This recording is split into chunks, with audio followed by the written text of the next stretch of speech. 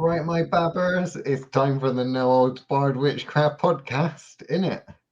And today we're talking about West Country witchcraft. Oh no, we're not. We're talking about triangles, innit? Triangles, yeah. Triangles. The official gay shape, isn't it? Bent Is in it? three. Bent in three places. Isn't that what they say? Okay. The menage a trois. Yeah. Is that from the Kama Sutra, Chris? Is that a move? Is that your favourite move? You're not a fan of the golden eagle? 2 in the bed and a little one said roll over. Yes, the little ones. That's frowned upon these days. I know several in ancient times. I know in ancient times the age of consent was non-existent, essentially, wasn't it? But these days, Chris, if they're under 16, it's a no-go area. I can't believe that in the first 60 seconds of the podcast, you went straight to paedophilia. I wonder sometimes how we're still on air, ever. Was it me that went there, or was it you? No, you're the one talking about the little ones in the bed. But I didn't mean small children, Liam. What did you mean? Oh, I meant the little one. That's how the song goes. Dwarfs and such. No, dear. Are you one of those people that has watched so much? Because I watched a documentary on the BBC about this, right? People apparently these days watch so much pornography that they're all turning gay. Liam, did you know this? This is the public side of the podcast. Can we say this is public information? Can we say? I mean, the public information. The BBC is a public information broadcast. You know, I'm just copying and pasting their message for content. But apparently, people watch so much pornography these days that it really affects the brain. And apparently, they just end up wanting more and more and more crazy, fetishy kind of weird stuff. Novelty is what they want, Chris. It just gets worse and worse and worse. You see? So is that midget dwarf thing, the little ones in the bed? Is that how far you've descended? No, it really isn't. We do live in a fallen world, according to our good Christian friends. There's all sorts of dodgy shit going on, like veganism and vegetarianism. It all says in the Bible, Chris. For the Bible told me so in Revelation. Speaking of revelations, we got some revelations today, haven't we? Because we're talking about triangles, right? We're going to try, if you can get off. We're going to try and talk about triangles. Okay. So, triangles. Well, the reason I'm asking, Liam, is because you recently posted on the Patreon a really long, detailed ritual of how to create an egregore. Yeah. Esther, I think you said her name was. Esther. So in the bit that I actually read, you know, because obviously I didn't watch the video, but you know, in the comments underneath, you were watching other videos, weren't you, Chris? There were questions. You had those tabs open in that incognito window, didn't you? I don't use an incognito. Honestly, you're gonna lose your life, your entire life. Life is too short. You cannot spend it all on that Bellamy website. Oh my God, no. Bellamy does not get to come into the podcast. It's already taken over the Fausty Witches. Yeah, but the Fausty Witches show is finished season 2. Oh, I suppose. That doesn't mean you get to bring it over here. Chris, if it doesn't come out here, it will come out in your dreams. You don't get to bring it out over here. That's not allowed. I mean, it's this or sticky sheets. You decide. Oh, wow. Wow. But yeah, triangles. So yes, my thought was, even though we did that amazing podcast back in I think it was like episode 25 or something about then, and we were still finding our rhythm, and we did this probably what is my favorite, I don't know about you, podcast that we did on weaving planets, where we talked about triangles. No, I prefer the chicken one. That was episode 6. That's probably my favorite. The chicken episode. Is that the one that got deleted? No. No. That was the Yoda one. The Yoda one got deleted.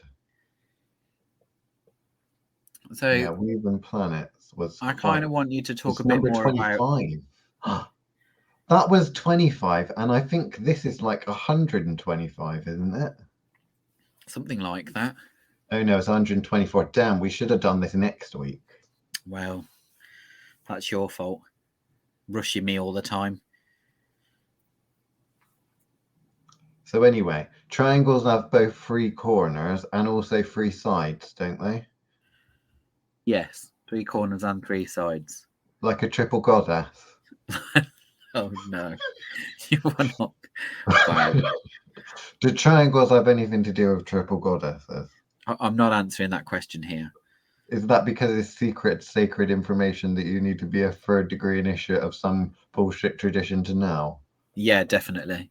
Okay. Definitely. Well, you heard it here first. I thought that we talked about the things that all of these people don't talk about, all the secrets. They want us to spill the secrets of the occult world, Chris. That's why they tune into us rambling on about things. Although for some, I do think it's a fetish, listening to us. Oh, probably. Those people know who they are. It's like some ASMR shit, I swear. Honestly, you should see some of the messages I get. Oh, there's one now. Right, anyway, so triangles. So what was your thought process for this? I think it was inspired by you heard other people ask questions about triangles. Is that right? On the Tree of the Life? Yeah, so I kind of felt like we needed to possibly explain ourselves a little bit, because bearing in mind that was an early podcast, so we weren't quite deciding if we were educational or not at the time. Well, we've suddenly decided to be educational then. Is that what you're saying now? So I'm kind of wondering whether or not this needs to fill in the gap of what maybe was left out, or maybe they just weren't listening properly and we did it perfect the first time. Right. Because which is just as likely. I thought this podcast was supposed to be a bit like foreplay, You edge close to it, but you don't actually give them the information. Isn't that how we're supposed to be as occult teachers? You're edging always close to it. There's a little bit more titillation with every caress. And then we expect them to finish themselves off. And yes, they're expected to finish themselves off, basically, with another book, which then gives yet another golden nugget or love egg.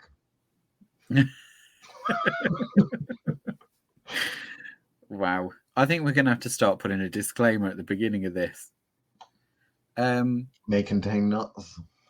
May contain nuts. I think that was an episode. Did we do that one? That is an episode on sacred mess. What is it? Sacred. There was one on the divine feminine and the one on the divine masculine. And the divine masculine one, I did think we called it may contain nuts. There's no masculine these days. They do say masculinity is dying, Chris, and that there's a crisis of masculinity in the modern world in the West. Do you agree with this? Or should we save that for the masculine episode? Maybe we save that for the masculine episode. Anyway, I'll have to pretend to be Mask that day. Mask for Mask.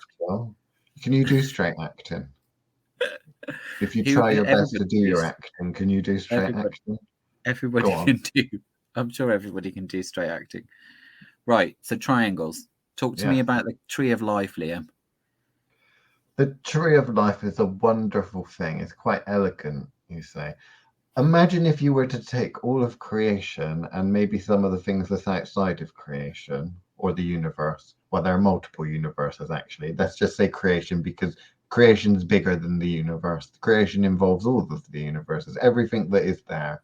I know our good Christian things might like to think creation implies a creator and such, but I mean, it's too difficult to think about specific words, so I'm trying to be general here, okay?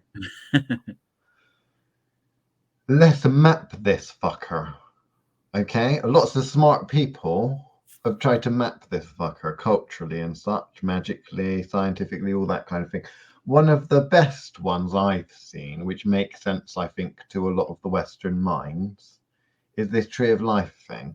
It's quite simple and yet extremely complicated all at once. So you can basically think of it as anything, person, spirit, concept, anything can be mapped on that tree. It's almost like a an operating theatre or an operating table. You can lay out someone's soul on the tree, or, you know, the earth, or I don't know, the energies that exist that underpin the foundation of the universe and existence and such can all be mapped essentially for you to take a step back, as us mercurial types like to, non-commitment, you know, take a step back and observe and have a little look and think, I see from a slightly bigger vantage point what's going on here now, and now I can zoom in and such. Well, a lot of people misunderstand the tree of life. I think they misunderstand it because they overcomplicate things, because it is, by the very nature of being everything in creation, quite complicated. But why overcomplicate things? I believe it was a famous inventor or something that said things should be as simple as they need to be, but no simpler. Something like that. I know that's a quote. I didn't make that up. Although I wish I had. It would make me sound very smart, wouldn't it? So, with this tree of life, which at this point, if you have no idea what we're talking about, you need to go and listen to the Weaving Planets episode 25 of the ☍𝕍𝕣𝕣𝕣𝕣𝕣 Witchcraft podcast, right? Get over there now, because otherwise this is going to go well beyond what your fragile minds can handle. So the concept we talked about last time on the Weaving Planets was these triangles, and taking these ☍, or the circles that are associated often with planets and angels and shit, and stitching them together to create little trinities and such, triangles and that. And that a lot of people notice that there's the main triangle, which is the most common one that's used, which is the triangle of manifestation: Mercury, Venus, the moon, the three underpinning energies that require for a physical manifestation in the physical world, whether that be invocation, evocation, so summoning spirits or such, or whether that be spell casting and such. You know, that's the lower triangle, which most, let's say 99% of magical practitioners concern themselves with, whether they're aware of it or not. That's basically what 99% of magic is really all about: manifesting cancer for someone you dislike, managing the money for someone you do like, manifesting a spirit or something like that, because you're lonely. Ceremonial magicians have no friends, and the friends that you do have in your occult communities, you're all basically out to get each other and steal each other's secrets and such. Presumably, I don't know. I'm just basing that on pretty much every ceremonial magician, minus a few that I've ever met. So, triangles face up, triangles face down, Chris, because you have the grand triangle at the top: Saturn, Neptune, up Uranus, isn't it? Points upwards. We have these concept, which you like to use the dragons, don't you? Up and downy. Yeah? Yes. The tree, there's like the fiery sword and the up and down energies and such, climbing or descending and such, which means that basically the triangles point up or the triangles point down. Obviously, the manifestation one, Mercury, Venus, the moon, if you were to look at that on the tree of life, it kind of points down. If you look at the grand triangle, the upper one, Saturn, Neptune, Uranus, that kind of points up, right? But then there are other various triangles that point up or down. Mercury, Venus, the sun points up. Mars, Jupiter, the sun points down.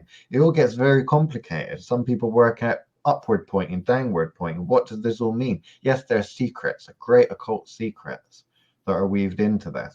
But one secret that people don't think of, because it's not really a secret, it's just a matter of actually fucking thinking about things, is these triangles that don't really point up or down, they point off to adjacent. Adjacent, is that the right word? I don't know. What would you call Mars, Venus, and Jupiter? Mars, Venus, and Jupiter. Well, I like to think about them, which I don't know if this blows your mind or not. I try to think of them in actual shapes. So when it comes to those kind of, like with the triangle of manifestation, I kind of bring the edges of I kind of distort the shape a little bit. And what I do is an equilateral triangle there, so that they need to pull in the equal amounts in order for it to work in that way. what I find quite interesting when you kind of move off to the side ones, that you kind of get an isosceles kind of triangle where there's one that is really pulled out further than the other two. Or a right angle. Yeah, or at a right angle, where you kind of showing those where those energies are actually pulling at, kind of what, you know, who's in control in that setup. So I kind of, you know, you then start to think about pulling the other part of the triangle, one of those corners, out. So which one is actually taking the kind of dominance to kind of balance it? I think that when you look at the kind of isosceles, the equilateral triangle ones, these are very balanced groupings, which suggests that they want to work together or naturally work together, opposing against like the triangle you've just talked about, which is actually going to be an unbalanced one, and somebody's going to have to balance that triangle before it's going to work. A referee, you mean? Yeah, a referee. Okay.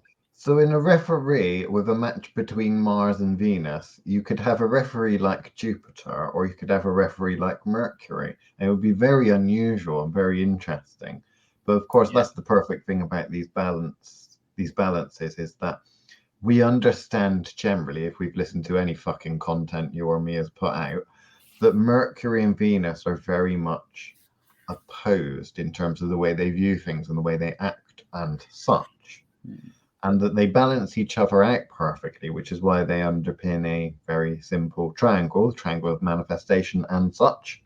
Whether we're pointing down to the moon or whether we're pointing up to the sun, left hemisphere of the brain, right hemisphere of the brain, logic and science, cold-natured, detachment, reductionism, and then Venus, where they just loll about and have feelings and prance about and do performing arts and shit on that planet, don't they, Chris? Oh yeah, look, you show your bias for a change. That's good. I'm showing my biases here. I love Venus. I've got to. I'm not sure she loves you, but it's fine. She does love me. She does love me. She's told me enough times. Mind you, she don't love me as much as Luna. Luna just has a very physical way of showing it, but then she would. I mean, look at her. Crazy bitch. Anyhow, balance. So when we think about Mercury and we think about Venus, that is like polar opposites. They're like good twin, bad twin, kind of. One's good, one's evil, you know. When we go up a little bit, if we were to look at Mars and Venus, then there's a disbalance to a certain extent there because they're opposites, but they have more in common than they realize, you see, because Mars and Venus, they have emotion in common, because Venus is very much experiencing the emotion. Anyone can ride on Venus, as we all know. You know, she loves it. But it's experiencing Venus and the emotions and energies and stuff in a way that you're completely unrestrained to a certain extent. Mars is very direct. Mars is an experience and it's a very powerful one. It can be an overwhelming one, but it's one that's heading in one direction. He's heading in a direction for battle. So that's passion and stuff that takes over you, sure, but it takes over you to get you and push you into a direction. So both of those are structured and yet unstructured, because if Mercury is perfectly structured, perfectly logical, what would that mean if you applied emotion to that? Well, if you applied emotion stuff to Mercury, then you're not really going to get Venus, are you? Because Venus is the complete opposite. But what you would get if you took things is probably more like a Mars. You're going to get a Mars, which you're going to get power, you're going to get emotion, you're going to get an overwhelming amount of energy, but it's going to always be directed at something, because Mercury's logical and Mercury's, you know, I wouldn't necessarily single-minded, but binary code essentially you think of in terms of, you know, computers and Mercury and stuff like that. If Venus get her act together and decides to do something, you get Mars. And God fucking help you. Which is why they're opposite. But at the same time, there's more in common. So when you look at that, and we're not going to go through all of them because that's giving too much away in here. We don't want to spill all the occult secrets away. Also, we'd need a lot longer than an hour. Yeah, we look at how we've just kind of splayed those out a little bit.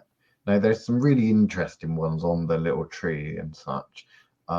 We probably won't talk about Pluto because it's just too complicated to talk about the abyss and such. Most of the time when we try to put Mars, Jupiter, and something else, we tend to basically, when it gets above the abyss, when it gets to that very complicated, uberly unrestrained stuff, that's universe destroying stuff. So at that point, we need to limit that. We need to put a very, very rigid structure on that. And the most rigid structure there is essentially Saturn. So we normally transpose and put Saturn there. How am I doing in terms of talking about triangles and stuff? We've almost gone for half an hour already. Well, the thing is, I think it's kind of necessary on the basis that some of the comments that I still see and some of the conversations that we have with mentees kind of says that this is a level of explanation that may actually be needed. Because although we introduce people to the Kabbalah and kind of but through the lens of the tree, we don't ever really get them to push them into the land that is Kabbalah. We just kind of talk about the tree as a mapping system. And I think very few, I don't know if you can think of any, Liam, but I can't think of any that have ever really talked in depth about anything beyond the manifestation triangle. No. Some people have talked about other shapes that are not triangular. Yes. Which is interesting. I mean, to blow it all up, if you take that tree of life and you fold it in half, you get Metatron's cube. Yeah. Metatron's cube is essentially every single shape or symbol in existence, and every single shape and symbol can be mapped upon the tree. Christ on his crucifix can be mapped on that tree. In fact, a lot of these biblical mythology stories and all of that, all of the mythos and stories can be hung on that tree, and very much the symbology is there and the energies that are at play are there. What was Christ stabbed with?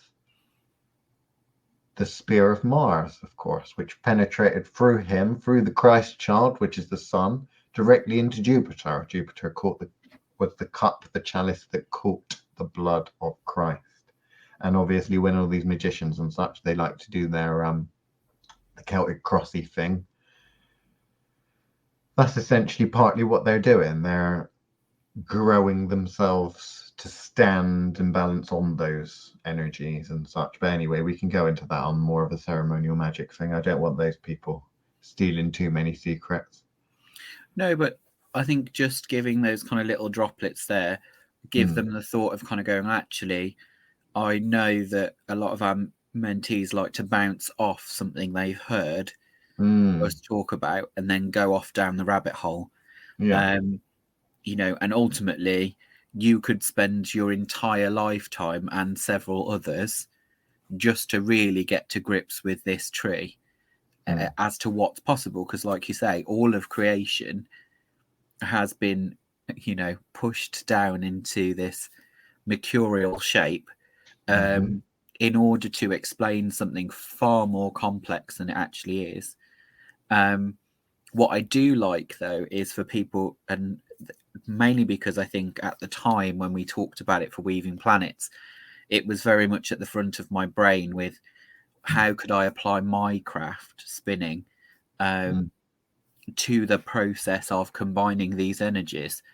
So, you know, it started off as, which I still think is my favorite thing I think I've possibly ever done for Thoth as a whole, other than Fausti probably, is the thing I've probably enjoyed kind of, you know, intellectually masturbating over, you know, where you just kind of playing and playing and playing until you hope to get those dry orgasms you talk about. Yeah, those ones. The brain gasms. The brain gasms kind of going on and on and on, and you just kind of get lost in that space. And for me, I stuck to those triangle forms because I needed something, particularly when it comes to spinning, is that you're trying to create something stable. And particularly as we were kind of working on a product that we were going to let poor unfortunate souls purchase, it kind of needed to have those kind of safeguards on it as to kind of going, can you have this? Did it really? Well, the safeguards were there in its natural state of kind of going, are you smart enough to unlock its potential? Which I think is the best safeguard you could ever give is intelligence. Look at humanity. But I won't get off on a tangent. So for me, I think I encourage individuals to focus on the triangles, I think, because they're likely to be easier to stabilize. If we were suddenly to talk about the pyramid that occurs in order to lift the solar self up, that would start to get a bit too complicated for them because they're dealing with 5 planets there. So, or trying to bend and shape this into Metatron's cube. These are the levels of magic that you're really not going to be able to fully understand until you've crossed the abyss itself. But which I know puts, a large majority of people onto a disadvantage there. But there is so much to be done before Saturn that you could spend an entire lifetime working on and still not have done all of it. I just think people look at them and kind of go, start trying to jump onto bigger shapes. And I don't feel in the majority of it that it's necessary. I think there is such a strong foundation there with triangles that you can kind of see why that Pythagoras guy was so obsessed with them.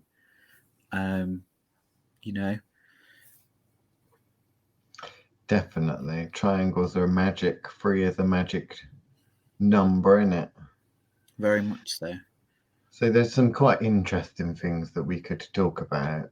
And the energetic imbalances is something that's obviously quite a popular one. People talk about how you would understand an energetic imbalance. If you understand it from a logical perspective, then you would probably want to reduce it down to something like the Tree of Life and explore it through something like that. So where a lot of the psychics go wrong is they can pick up, I kind of pick up this energy, or I kind of need to balance you out. They rely on systems very often that they don't really understand. The chakra system's obviously quite a popular one that they tend to bastardize and misunderstand, but they are all systems of understanding balance.